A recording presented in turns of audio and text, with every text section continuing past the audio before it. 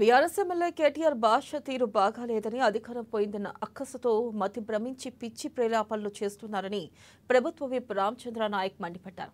ఇక అవినీతి డబ్బుతో సోషల్ మీడియాలో తప్పుడు ప్రచారం చేస్తున్నారని ఆరోపించారు. లిక్కర్ స్కామ్ లో కవిత తెలంగాణ పరువు తీసినందుకు సిగ్గుపడాలన్నారు. ఆర్థికంగా తెలంగాణ రాష్ట్రాన్ని సర్వనాశనం చేసినప్పటికీ ప్రభుత్వం 6 గ్యారెంటీల హామీ అమలు చేస్తుందన్నారు. ఇక స్థానిక సంస్థల ఎన్నికల విషయంలో కేటీఆర్ చేతకాని మాటలు మాట్లాడుతున్నారని విమర్శించారు. ఖమ్మం జిల్లాలో మంత్రులు ఏకగ్రీవం చేసుకోవడానికి యత్నిస్తున్నారని కేటీఆర్ వ్యాఖ్యానించడం అర్థరహితమని ప్రభుత్వ విప్ రామచంద్ర నాయక్ కొట్టిపడేశారు.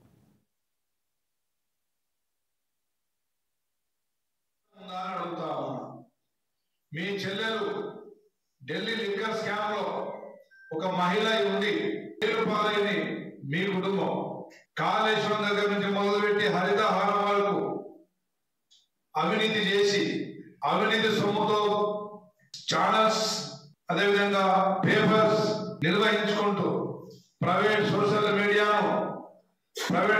మీడియాలో అసత్య ప్రచారాలు చేసుకుంటూ సాఫీగా అభివృద్ధి పదంలో వడివడిగా సాగుతున్న కాంగ్రెస్ ప్రభుత్వాన్ని నిందించే ముందు మీకుండాల సిగ్గుచేరమని చెప్పి తెలియజేస్తాము. 10 సంవత్సరాలు కేవలం ప్రచార ఆర్భాటాలతోని ప్రజలను మసిపూసి మారేడుకాయలు చేసి ప్రజలను మోసం చేసిన వ్యక్తులే ఈ రోజు ప్రజాపాలన